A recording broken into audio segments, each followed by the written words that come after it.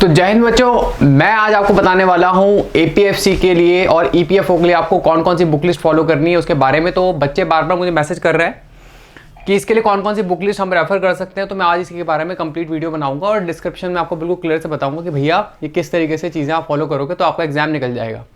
पहली बात समझ लो कि आपके पास ईपीएफओ और एपीएफसी दोनों अच्छी सर्विस है, तो आप इसके लिए अगर प्रिपेयर करते हो तो आपको मतलब कह सकते हो नेट टू नेट प्रॉफिट ही होगा। अब नेक्स्ट इज कि आपके पास इसमें क्या पढ़ना है, किस तरीके से आपको पढ़ना है कि आपका एग्जाम निकल जाए। टेलीग्राम ग्रुप मैंने नीचे डिस्क्रिप्शन में दिया हुआ है, आप उसे ज्वाइन कर सकते हो, ठीक है, ताकि आप जो है अच्छे से प्रिपेयर कर सको हमारे साथ।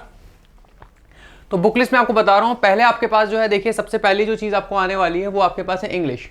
तो इंग्लिश किस तरीके की रहेगी आपको पता होना चाहिए कि इंग्लिश का जो पैटर्न है एक्चुअल में वो रहेगा इस तरीके से कि आपके पास एक नॉर्मल ह्यूमन बीइंग को कितनी, एक जो पढ़े लिखे ग्रेजुएट को जितनी इंग्लिश आनी चाहिए उतनी इंग्लिश आपको आती है कि नहीं आती है।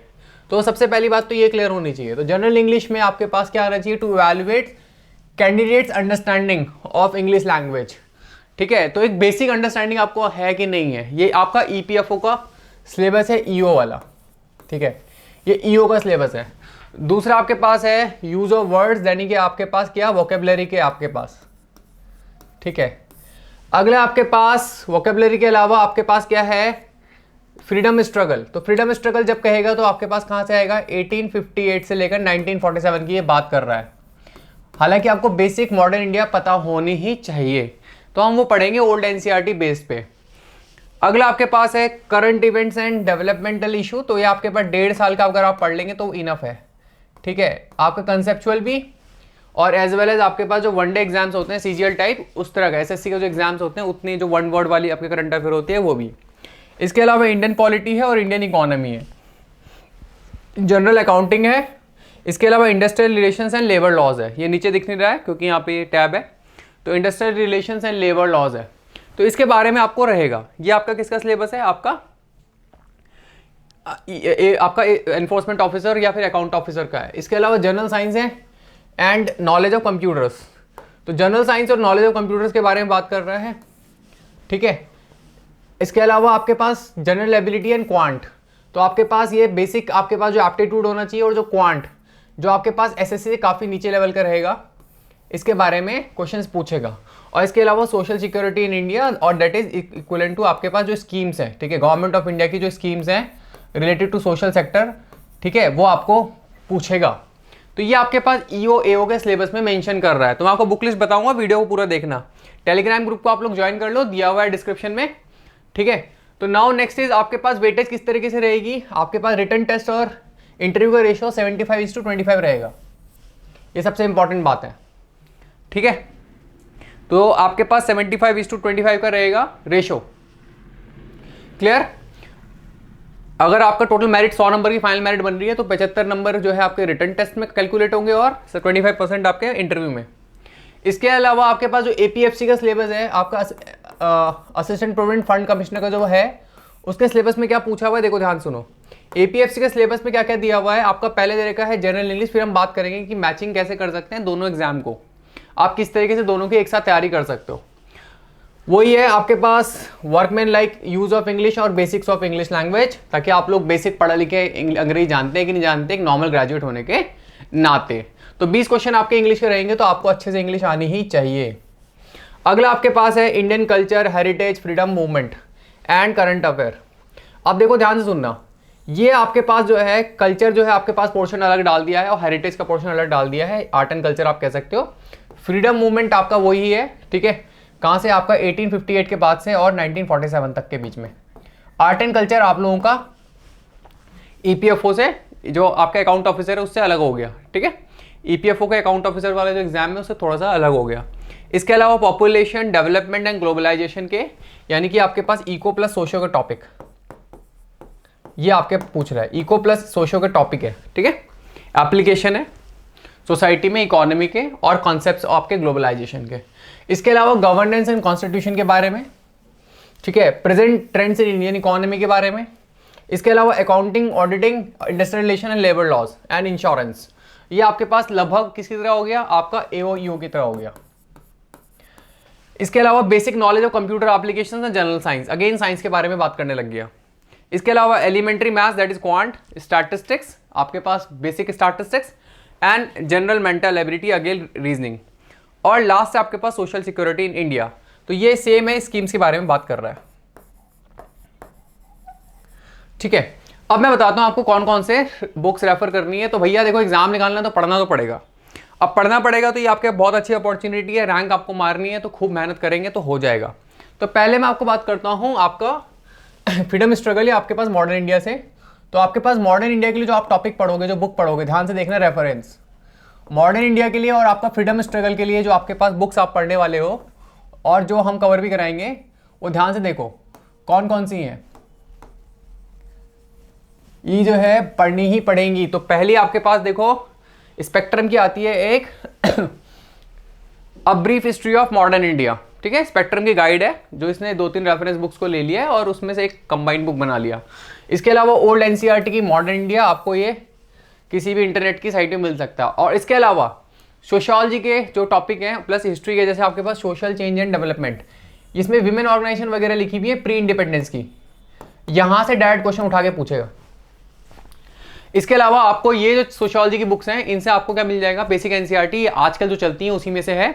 आपको ग्लोबलाइजेशन वगैरह के जो ट्रेंड्स हैं वो मिल जाएंगे। ठीक है, पॉलिटी के लिए सिंपल सी बात है, आपको क्या पढ़ना है, 1.5 साल का करंट अफेयर पढ़ना है, जो 1.5 साल में आपका पॉलिटी के फील्ड में हुआ है, कॉन्स्टिट्यूशनल गवर्नेंस के फील्ड में हुआ है, प्लस आपके पास लक्ष्मीकांत की बुक पढ़नी है। ठीक है,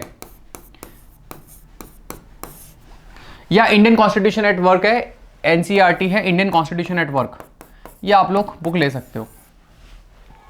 ठीक है, उसमें बेसिक थ्योरी राइट्स वगैरह के जो क्वेश्चन पूछ लेता है, पार्लियामेंट्री डेमोक्रेसी वगैरह के बारे में पूछ लेता है, वो आपका जो है एनसीईआरटी से रहेगा। तो आप एनसीईआरटी ले सकते हो, इंडियन कॉन्स्टिट्यूशन एट वर्क करके किताब आती है, और ये तो आपको लेनी ही है, ये बुक तो आपके पास होनी ही चाहिए, सबके पास होती भी है। अब आता है आपका सेकंड टॉपिक, देखो इकोनॉमी में। तो आपके पास देखो एक तो इंडियन इकोनॉमी डेवलपमेंट, इससे कॉन्सेप्ट्स हैं, और एक इंट्रोडक्टरी मैक्रो इकोनॉमिक्स। ये 2 चीज़ें आपको पढ़नी ही पड़ेंगी। इसके अलावा 1.5 साल का आपको करंट अफेयर पढ़ना पड़ेगा इकोनॉमी का। ठीक है, जो भी चल रहा है, वनडे टाइप भी और थोड़ा सा कंसेप्चुअली। ठीक है, ये आपको थोड़ा पढ़ना पड़ेगा। इसके अलावा आपके पास जो हम लोग पढ़ाएंगे, वो जो भी मैं पढ़ाऊंगा वो आपको पढ़ना पड़ेगा। ठीक है, तो आप इसके लिए टेलीग्राम ज्वाइन कर लो, टेलीग्राम आप लोग ज्वाइन कर लो, डिस्क्रिप्शन में लिंक दिया हुआ है। नेक्स्ट देखो आपके पास ऑडिटिंग एंड अकाउंटिंग के लिए कैसे करना है। ऑडिटिंग अकाउंटिंग के लिए देखो आपके पास ये इग्नू के नोट्स है, जिसकी मैंने एक स्क्रीनशॉट लगाई है। तो इग्नू के डायरेक्ट नोट्स हैं, वो पढ़ेंगे, उसे हम लोग कंपाइल करके पढ़ा देंगे। ठीक है, उसे कंपाइल करके शॉर्ट करके, ताकि आपका एग्जाम निकल जाए, और हज़ारों क्वेश्चन हम लोग ऑब्जेक्टिव कर लेंगे ताकि हमारा एग्जाम में दिक्कत ना हो। ठीक है, तो ये आपके पास है एनसीईआरटी के लिए। इसके अलावा स्कीम्स हैं, तो स्कीम्स का हम पूरा एक चार्ट पढ़ा देंगे एक लाइन से, वो आपको रटनी है और रट के बस वहाँ पे लिख के आ जाना है। ठीक है, जैसे मैंने आपको एक साथ बना लिया, अटल पेंशन योजना, ये सब सोशल सिक्योरिटी की है, प्रधानमंत्री जनधन योजना, ये फाइनेंशियल इंक्लूजन के लिए है, वित्तीय समावेशी के लिए, ताकि हर आदमी आपका फाइनेंशियल सिस्टम से जुड़े। इसके अलावा बेटी बचाओ बेटी पढ़ाओ है। ठीक है, मोटिवेशन के लिए, ताकि आप लोग जो है डिस्क्रिमिनेशन अगेंस्ट वीमेन रुके। इसके अलावा नेशनल पेंशन स्कीम है या और न्यू पेंशन स्कीम है, ये आपके सोशल सिक्योरिटी की है। इसके अलावा सॉवरेन गोल्ड बॉन्ड है, ये इकोनॉमी के लिए है। इसके अलावा पीपीएफ है, ये आपके पास अगेन सोशल सिक्योरिटी के लिए है। ठीक है, एनपीएस आपके सोशल सिक्योरिटी की है। नेशनल सेविंग सर्टिफिकेट आपके पास जो आप इन्वेस्टमेंट करते हो। इसके अलावा प्रधानमंत्री वाया वंदना योजना है, पीएम किसान है, ये सब स्कीम्स हैं, ये सारी लाइन से पढ़नी पड़ेंगी, सोशल सिक्योरिटी की भी और नॉर्मल स्कीम्स भी। ठीक है, तो इस स्कीम्स को अगर हम एक चार्ट बना के पढ़ लेंगे तो मुश्किल से 10 पन्नों का चार्ट बनेगा, वो एक बार पढ़ना है ढंग से, तो हमारे पूरा 10 से 15 क्वेश्चन आपके ईपीएफओ और के जो आपके ईओ के और एपीएफसी दोनों के एग्जाम के लिए निकल जाएगा। इंग्लिश के लिए जो आपको पढ़नी है वो आपके पास एसपी बख्शी एक अरेंथ की बुक आती है, और एक आपके पास ल्यूसेंट की जनरल इंग्लिश की बुक आती है। इतना पढ़ लेंगे तो इनफ है, इट इज़ इनफ। ठीक है, इसके अलावा जो इसमें शीट है, वर्कशीट है, उतना कर लोगे तो काम हो जाएगा। और हाँ, एक मैजिक बात बताता हूँ, अगर आप सीडीएसई और एनडीए के पिछले 15-15 सालों के इंग्लिश के पेपर कर लेते हो तो आपका काम बन जाएगा, क्योंकि वो यूपीएससी के ही क्वेश्चन बैंक से होता है, तो आपको उसमें समझने की जरूरत, मतलब ज़्यादा परेशान होने की जरूरत नहीं पड़ेगी। इसके अलावा ऑडिटिंग के लिए देखो, ऑडिटिंग के लिए सेम मैंने आपको इग्नू के नोट्स की फोटो स्टेट कह सकते हैं, आपको कॉपी है वो लगाई है, इग्नू के नोट्स। ठीक है, इग्नू के नोट्स आपके पास अगेन है, इसको अभी हम कंपाइल करके पढ़ा देंगे। ठीक है, तो आप क्या करना है, अपने टेलीग्राम ग्रुप जरूर ज्वाइन कर लेना है। तो इग्नू के नोट्स प्यारे बच्चा, ठीक है जी। करंट अफेयर मैंने बताया आपको, जो भी है आपके स्पोर्ट्स से लेकर इंटरनेशनल ऑर्गेनाइजेशन से लेकर हर चीज के जो आपके पास है 1.5 साल के आपको करंट अफेयर पढ़ने हैं। जैसे G20 इंडिया में हो रहा है, इंडिया को चेयरमैनशिप आई है, तो G20 के बारे में बेसिक्स पता होना चाहिए। यूनाइटेड नेशन सिक्योरिटी काउंसिल की चेयरमैनशिप 1 महीने के लिए इंडिया को मिली थी, और उसका परमानेंट मेंबरशिप का चल रहा है कि भैया भारत भी उसमें G4 नेशंस में है, जो यूनाइटेड नेशन सिक्योरिटी काउंसिल जो सुरक्षा परिषद है उसके परमानेंट काउंसिल में जगह चाह रहे हैं। तो ये आपको पता होना चाहिए कि यूनाइटेड नेशन सिक्योरिटी काउंसिल क्या है, यूनाइटेड नेशन के ऑर्गन क्या हैं 6। तो ये बेसिक हम लोग पढ़ाएंगे यहाँ पे, वर्ल्ड बैंक के बारे में, IMF के बारे में, मेंबर्स के बारे में। इसके अलावा रिपोर्ट्स कौन कौन सी ऑर्गेनाइजेशन कौन सी देती हैं ये आपको हम लोग पढ़ाएंगे। इसके अलावा देखो जनरल साइंस आपको पता होनी चाहिए, जनरल साइंस, ठीक है, जिसके लिए आपको 6 से लेकर 10 की NCERT ये पढ़ेंगे और इसे थोड़ा सा एलैबोरेट कर लेंगे। कंप्यूटर की बेसिक नॉलेज, इसको भी हम लोग पढ़ाएंगे, कंप्यूटर की बेसिक नॉलेज और इसके बहुत सारे ऑब्जेक्टिव्स। और साइंस एंड टेक के current affair, science and tech के जो 1.5 साल के जो करंट अफेयर हैं वो भी अपन लोगों को पढ़ने पड़ेंगे, ठीक है, ये आपको पढ़ना पड़ेगा, ठीक है। तो जैसे मैंने मॉडर्न इंडिया का बताया, तो जैसे मैंने आपको स्पेक्ट्रम बताया था, उसके अलावा जैसे आपके पास ये बुक है, ये आपके BL ग्रोवर की है और ये विपिन चंद्रा की है, ठीक है। ये बुक भी आपके बहुत बेनिफिशियल हो सकती है।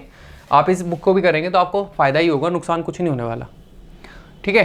तो इस तरीके से हम लोग पढ़ना है, और जितना आप पढ़ोगे, ध्यान सुनना, आपने जब पढ़ना है तो मोटिवेशन नहीं खोना। हफ्ते में आपने मंडे टू सैटरडे पढ़ो, संडे के दिन जो है आप लोग रिवाइज करो और खूब घूमो। 8 घंटे पढ़ो और 4 घंटे बिल्कुल मस्ती करो, दिमाग को जो है एब्जॉर्ब करने के लिए जगह दो, ठीक है। अपना दिमाग आपको एब्जॉर्ब करने की जगह होनी चाहिए और बिल्कुल रिलैक्स रहना, इस प्रोसेस में रिलैक्स रहना, एग्जाम निकलेगा, ठीक है। तो आपको जो है टेलीग्राम ग्रुप फिर से बोल रहा हूँ ज्वाइन कर सकते हो, और in case of any doubt वहाँ पे आप लोग जो है डिस्कशन में डाउट भी अपने क्लियर करवा सकते हो। तो ठीक है, तो बने रहिए। That's all for today in the video, thank you.